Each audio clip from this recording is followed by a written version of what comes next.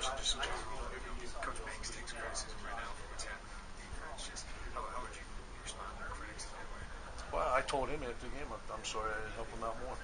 As an outfit, we're all in this together. This is a family. And I've been on both ends. And you just keep fighting. You stick together. There's no physical point. Tim's a great man, a great coach. So I don't. We're all in this together. Right after the game, I went up to him.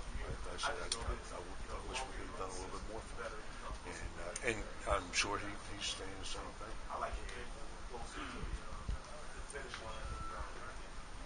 Is Hull surprising you? 'Cause you had a chance to assess everybody and kind of get a feel for him.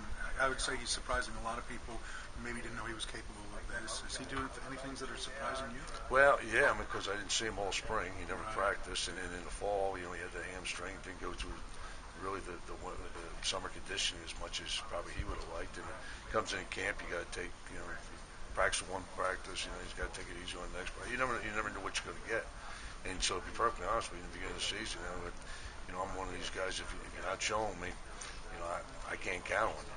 But to his credit, he kept on working and working and working. And I thought, the times he was out there, he showed some pretty good ability. And then you just hope you keep him healthy. And, right now we're down to the bare bones. I mean, we don't have many alternatives. And I told him before the Penn State game, I said, look, you cannot come out.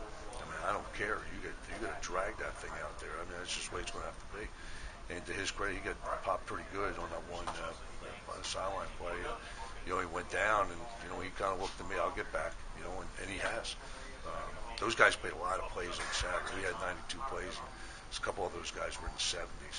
That's a lot of plays for a wideout, especially at the pace we're playing.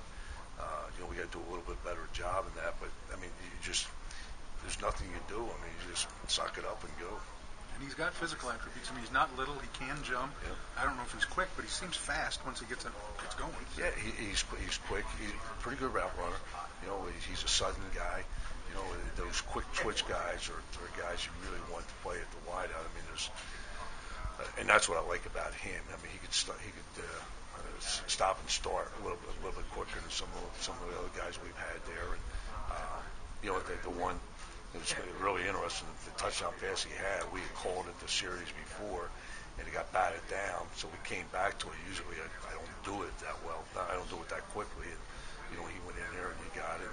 But it was kind of funny because he'll tell you the same thing. The one right before half, the guy barely got his shoe, and he's upset about that. He didn't score a touchdown. He texted me Saturday night. I'm laying in bed. It's about 1 o'clock, and the text goes off, and it's him. Coach, I got to play better. I'm sorry I let you down. Shoot, I can live with guys like that.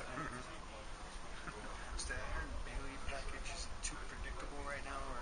No, actually, we ran two different plays that we haven't run before, and unfortunately, we outgapped them by 2 gaps. Normally, you got 1 gap. We outgapped them 2 gaps, and a missed assignment and a little bit different technique used. Might have scored. Is that more difficult than we all understand too for a kid to just come off the bench and get us a big first down? I think it's right. Especially when if it's a little cold, you're standing around there, you're not ready to go. And I shouldn't say you're not ready to go. You're not in the game and stuff like that. And then the next one was another one. It was just going to split right down the middle, and unfortunately, the guy didn't come off a double team.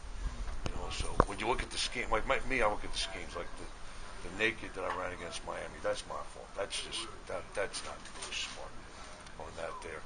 These, you look at it. The first thing I always look at is where did I go wrong? What did I do wrong?